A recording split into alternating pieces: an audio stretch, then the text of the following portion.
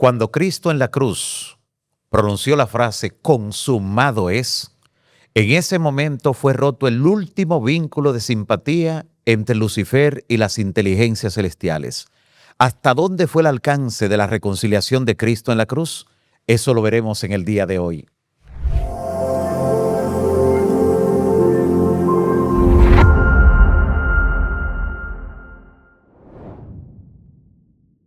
Pastor, en el contexto de la lección número 9, reconciliación y esperanza, ¿cuál es el texto de memoria de esta semana?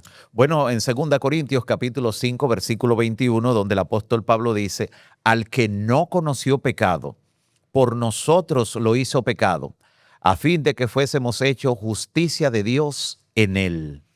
La parte cuando dice al que no conoció pecado, me hace bien, o sea, suena bonito. Yo sé que Jesús no conoció pecado. Gloria a Dios. Pero ¿cómo fue que Dios hizo pecado a Cristo? Eso de verdad, pastor, yo no lo entiendo. Bueno, hay algunas versiones que lo traducen de una manera que es más entendible, donde dice, al que no cometió pecado, por nosotros lo trató como un pecador. Me gusta más Sí, esa. así dicen las versiones modernas, lo trató como un pecador. Pero, ¿sabías que también tiene sentido que al que no conoció pecado lo hizo pecado? Te voy a hacer una pregunta. Ok. En la Biblia, ¿a quién representa la serpiente? A Satanás. ¿Y quién fue la serpiente que fue levantada para que el que mirara no muriera, sino que tuviera vida? Bueno, ese era el antídoto para todo el que era mordido por la serpiente, salvara, símbolo de Cristo. Exactamente. En medicina se le llama homeopatía a aquel tipo de recurso que puede ser utilizado de la misma esencia de lo que produce el daño. Por ejemplo, del mismo veneno a veces se saca el antídoto. Los antivirus regularmente pues se obtienen a veces con suero inoculado de quien produce o el patógeno que produce la enfermedad. Así que de esta manera podemos entender un poco que el que no conoció pecado tuvo que hacerse pecado. Cristo no cometió pecado, pero fue tratado como un pecador. Y lo vemos que al punto que llega a representar también la serpiente, pero no la serpiente que muerde, sino la serpiente al que la mira tiene la vida eterna, como la serpiente de bronce que fue levantada en el desierto para que aquellos que eran mordidos por las serpientes ardientes por su murmuración en el desierto, pues tuvieran una opción. Si ejercían fe en el requerimiento o en el método que Dios había dado, podían mirar hacia arriba. Mirando hacia abajo, nunca podrás obtener el antídoto contra el veneno que te ha puesto el enemigo cuando te mordió. Interesante. Tienes que mirar hacia arriba. Si sigues mirando hacia abajo, las serpientes van a terminar contigo. Pero si miras hacia arriba, al antídoto, a Cristo en la cruz, siempre pues tendrás perdón, salvación y vida eterna. Entonces, al tratar a Cristo como pecador o cargar el pecado de todo el mundo, de todos los hombres en Cristo, Cristo o Dios reconcilia a Dios con el hombre. Pero hay más. ¿Qué es lo más que hay de esa reconciliación? Bueno, como decía al principio, toda la creación realmente fue reconciliada. El universo entero, sean principados, potestades, nota que es una expresión Espérese, que la pastor. utiliza mucho Pablo. En el contexto humano, cuando usted habla de toda la creación, yo pienso en Adán y Eva y nosotros, pero usted ahora metió el universo entero. Correcto, porque Dios no solo creó este mundo. Este fue el único que cayó en pecado. Por eso Cristo se representa como el buen pastor que dejando las 99 que están seguras, vino a buscar la única que se perdió. Este planeta es el único planeta rebelde entre las galaxias en el universo. Pero Dios es que creó desde el más diminuto átomo hasta el más grande sistema estelar, hasta la galaxia más grande, la constelación más grande. Todo fue creado por medio de Cristo, por Él y para gloria del Señor, como dice la palabra. Pero si el pecado solamente trajo una separación entre Dios y los hombres, ¿por qué Pablo nos hace entender que la reconciliación no solamente fue con los hombres, sino también con el universo? Porque yo me reconcilio con lo que tengo un conflicto, pero ya usted estableció las bases de que solamente aquí fue donde tuvo el problema. Aclare. Te respondo esa pregunta con otra pregunta.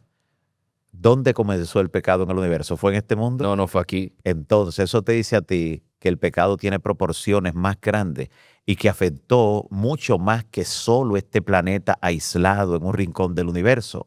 Así que una tercera parte de las inteligencias celestiales se fue con Lucifer. Una tercera parte. Pero aquellos que no se fueron con Lucifer muchos de ellos que quedaron en el cielo Quedaron dudosos, pastor. necesitaban explicación, no tenían todo claro, no tenían todo claro, Eso es interesante. porque el pecado nunca había existido.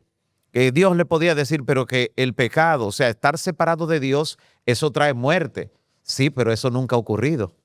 ¿Me entiendes? O sea, Así hoy es. nosotros podemos entenderlo porque sabemos lo que es la muerte, el dolor que nos produce la muerte de un ser querido, y hasta cuando vemos la muerte de un pequeño animalito, de una mascota, de cualquier elemento de la creación, hasta una planta que se marchita.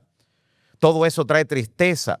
Pero al principio nada de eso se conocía. Las consecuencias que tendría que Lucifer se apartó con una tercera parte de las inteligencias celestiales no se podían ver desde el principio. Y mucho menos podían visualizar que un día Lucifer llevaría a criaturas como fueron los seres humanos a matar al Creador encarnado en una cruz. Por eso, cuando Cristo muere en la cruz, por eso desde que Jesús pronuncia esa frase, dice, consumado es. Esa frase traspasó los cielos, la estratosfera, todo. Y fue escuchada por los ángeles. Y es ahí donde ellos dicen, ahora ha venido la salvación de nuestro Dios. Y es en ese momento cuando a Satanás se le limita su acceso al cielo. Porque después de la primera caída todavía él podía ir, como lo vemos en el concilio que se celebra al inicio del libro de Job. Pero ahora ya él no tiene más espacio. Por eso Jesús, cuando se acercaba al final de su ministerio, dijo, yo veía a Satanás que caía del cielo como un rayo. Y dijo más, en Juan 12, dijo, ahora es el juicio de este mundo. Ahora el príncipe de este mundo será echado fuera. No fuera de este mundo, porque todavía está aquí, sino fuera del cielo. Ya no tendría más acceso al cielo. ¿Por qué? Por lo que decía al principio, de que cuando Cristo murió en la cruz, quedó roto, como dice el libro deseado de todas las gentes, en el capítulo titulado Consumado es, quedó roto el último vínculo de simpatía entre Lucifer y las inteligencias celestiales. O sea, si todavía alguno de los ángeles, alguna de las inteligencias celestiales decía, bueno, tal vez hay que darle una oportunidad, tal vez su intención no era mala al principio, en ese momento quedó roto el último vínculo de simpatía. Eso hizo que la creación completa, todo el universo se reconciliara con Dios. O sea, ahora todo el mundo está claro, con la excepción de Lucifer y sus ángeles, los que conocemos como demonios, todo el resto del universo está claro en que Dios tiene razón, en que realmente la rebelión no tuvo ningún tipo de excusa para suscitarse en el universo. Por eso Satanás ahora, dice Apocalipsis, que él sabe que le queda poco tiempo. Ya no hay que investigar, ya no hay que dar vueltas. Todo es cosa de que se complete el propósito divino en el plan de redención, porque los días de Lucifer y sus ángeles y de los que se identifiquen con ellos están contados. Pablo habla de la reconciliación, justamente en el contexto de esta lección. Usted habla del conflicto.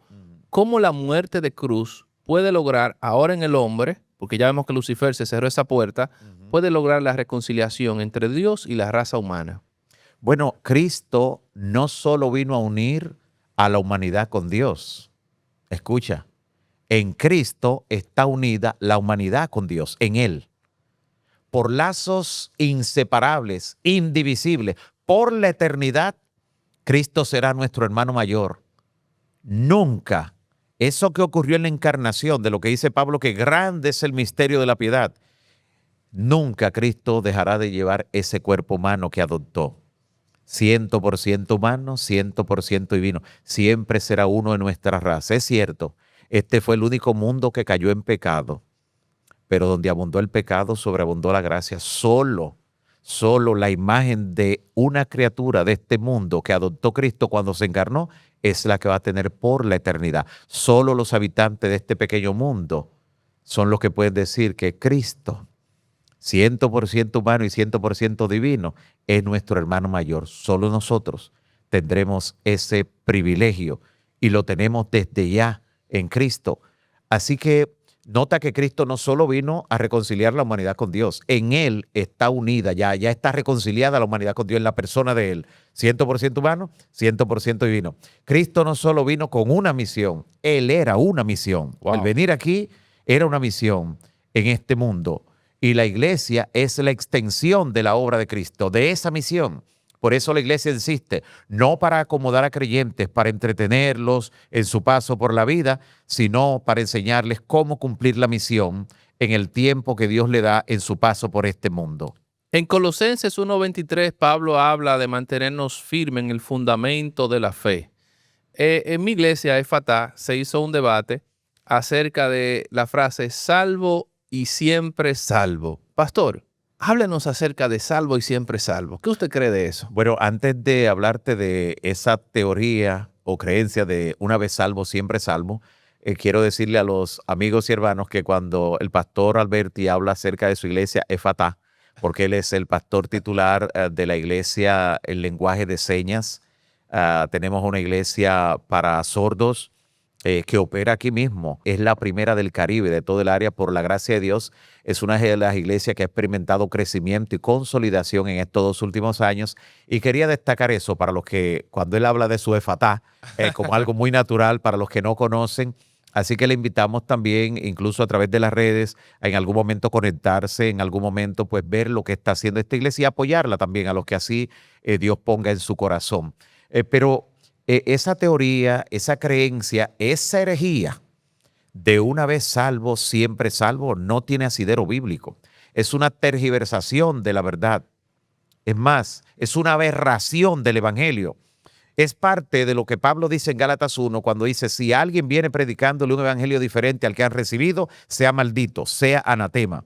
Porque decirle a la persona que una vez salvo, siempre salvo, o sea, que una vez acepta la verdad, ya para siempre salvo, es decirle, no tienes que perseverar, no tienes que ser fiel hasta la muerte, nunca vas a caer de la gracia, y todos esos conceptos son justamente contrarios, antagónicos a lo que enseña el evangelio. Vemos cuántas personas en la misma Biblia, en el poco espacio que puede determinar la Biblia, de cuántas personas que iniciaron este camino, que un día gustaron los bienes del mundo venidero al aceptar a Cristo, luego cayeron de la gracia y en forma estrepitosa. De paso, hasta en el mundo físico, sabemos que mientras más alta sea la posición de la que una persona caiga, mayor será el golpe, más determinante será el impacto de la caída. Así que alguien puede tener mucho crecimiento en la gracia, pero si cayó de la gracia, eso será estrepitoso y lo que quedará sería una horrenda expectación de juicio y de hervor de fuego que habla también la Biblia en el capítulo 10 de la carta a los Hebreos. Así que la Biblia habla de una fe que no solo se apropia de la salvación, sino que persevera. Es a los que están en la fe, a los que se han apropiado de la vida eterna, que el Señor le dice, pero el que persevere hasta el fin, ese será salvo. Así que esa creencia, esa tergiversación del evangelio, del concepto de una vez salvo, siempre salvo, eso nació posiblemente en las entrañas de Satanás. Pastor, déjeme tirarle un ganchito ahora, ¿usted me permite? Adelante. Yo lo escuché emocionado usted hablando de ese asunto, pero si Jesús murió por mí y la salvación es por gracia, significa que yo no tengo que hacer nada para ser salvo, y eso pudiera ayudarme a entender que salvo siempre salvo. ¿O hay algo que yo tengo que hacer para salvarme? Aclare eso, pastor. Si yo te estoy ofreciendo un regalo, ¿qué tú tienes que hacer para que sea tuyo? Aceptar el regalo. ¿Hay algo que tienes que hacer aunque sea regalado? Ah, interesante. Entonces la salvación. Por eso cuando nosotros predicamos, una de las cosas que le decimos en el contexto evangelístico es, acepta a Cristo. O sea, le estamos diciendo, hay algo que tú tienes que hacer. La libertad que Dios te dio es para que Él ejerza. Dios no puede violentar esa individualidad, porque en el conflicto entre el bien y el mal, el diablo va a decir, eso es trampa. Él no te ha elegido, Él no te ha aceptado, Él me ha preferido a mí. Por eso es lo importante de aceptar a Cristo. Por eso dice el apóstol Pablo en Romanos 10, que con el corazón se cree para justicia, pero con la boca se confiesa para salvación. A propósito del regalo y del error doctrinal de una vez salvo, siempre salvo, te hago una pregunta, Emmanuel, y no me digas cuáles, para que si alguno de los amigos y hermanos que te conoce te ha regalado algo, no sepan qué fue eso. Pero yo te hago la pregunta, ¿alguna de las cosas que a ti te han regalado se te han perdido o no se te han perdido? Se me han perdido, pastor. Entonces significa que aunque la salvación es un regalo, número uno, tienes que aceptarlo, y todavía lo aceptes, en algún momento pudieras perderlo. A que mate. Interesante, ¿no? Y por eso dice Juan 3:16, porque de tal manera amó Dios al mundo que dio a su único hijo, y ahí está la clave, para que todo aquel en él crea o sea, que no crea, está frito. Pastor, en el contexto de la salvación, ya sabemos que tenemos que aceptar el regalo, que cuidar el regalo, pero en un ambiente práctico, ¿cómo eso se aplica a mi realidad hoy para mantenerme en el camino de la salvación y no perder el regalo? Una de las expresiones que encontramos en la Biblia es, de la forma que aceptaron a Cristo, anden en él. andad en Él. De paso hubo un matinal que se tituló así, andad en Él, por esa expresión bíblica. ¿Cómo tú aceptaste a Cristo? Mira, en ese primer amor, estudiando mucho la Biblia, asistiendo a cada culto de la iglesia, disfrutando todo. Yo quiero hacer un paréntesis ahora. Cuando aceptamos al Señor en la fe, en la iglesia, lo disfrutamos todo, sin poner ningún tipo de falta, sin estar cuestionando, criticando, murmurando. Desde que crecemos en la gracia, tenemos la tentación de creer que sabemos y de poder cuestionar y criticar lo que hace este, lo que hace el otro, la programación, el sermón, y ya no disfrutamos, ya no estamos listos para escuchar lo que dice el Espíritu, sino para cuestionar lo que está diciendo, cómo lo está diciendo y quién lo está diciendo. Cosa que al enemigo le encanta, porque cuando nos vamos a la Biblia, tú ves que la Biblia puede hablarnos a través de cualquier medio, hasta a través de una burra le habló Balaam, imagínate hoy. O sea, Dios puede hablarnos a través de cualquier medio. Así que no te veas tentado por el desarrollo o crecimiento que hayas tenido en la fe, de cuestionar y criticar quién va a hacer el trabajo en la iglesia, quién es el que va a predicar, qué es lo que va a predicar, cómo es lo que va a predicar. Nunca pienses, pero eso ya yo me lo sé, y eso es lo que va a decir, y eso es lo que va a decir, eso está muy sencillo. Nunca pienses así, porque las cosas espirituales se disciernen espiritualmente. Pablo habla en Colosenses 1:26 acerca de un gran misterio revelado, pastor. ¿Qué es ese misterio? El Evangelio de Cristo, y por eso en Apocalipsis capítulo 10 dice que el misterio de Dios quedará consumado cuando se cierre la gracia, o sea, cuando el Evangelio ya se haya predicado a todo el mundo, el misterio de Dios quedará consumado. El misterio escondido desde las edades eternas, el Evangelio en Cristo, lo que Cristo iba a hacer y lo que iba a lograr por una criatura caída, por una humanidad caída. Ese es el gran misterio que ha sido revelado y que fue oculto desde las edades eternas, pero mediante el cual, mediante ese misterio, hoy tú y yo podemos tener perdón, salvación y vida eterna. Si Cristo vive en mí, que se supone que es la meta del cristiano, Pablo, ¿qué dijo Pablo? Sean imitadores de mí como yo de Cristo. Correcto. ¿Cómo debe reflejarse eso en mi vida diaria de cada persona que esté escuchando? En mí, el pastor Emanuel Alberti, ¿cómo yo reflejo a Cristo prácticamente en todo lo que hago? En las palabras, en los modales, las actitudes, en un nivel de paciencia que sobrepasa todo entendimiento. Si hay algo donde con frecuencia la vieja naturaleza, el viejo hombre, la bestia o el dragón que todos llevamos dentro trata de salir, es justamente cuando somos probados en la paciencia, cuando en las interrelaciones personales somos probados a tener que esperar, a tener que tolerar, a tener que soportar.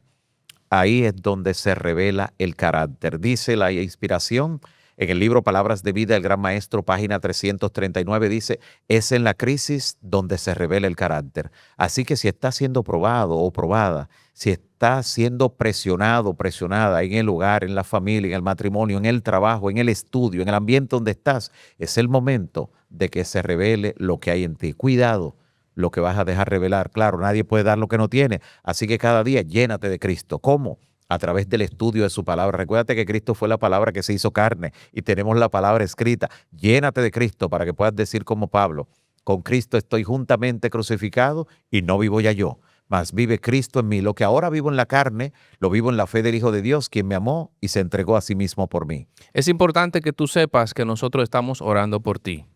Y Dios tiene más de 1000 formas de resolver una situación que tú crees que es imposible.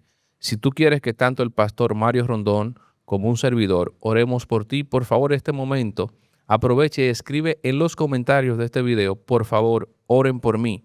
Puedes poner el motivo o no, nosotros vamos a orar. Dios sabe, Dios conoce. También aprovecha y en esos grupos de WhatsApp que tú tienes con tu familia o tus iglesias, comparte este video y también en todas tus redes sociales, porque de esta manera también estás ayudando a expandir el mensaje del Evangelio.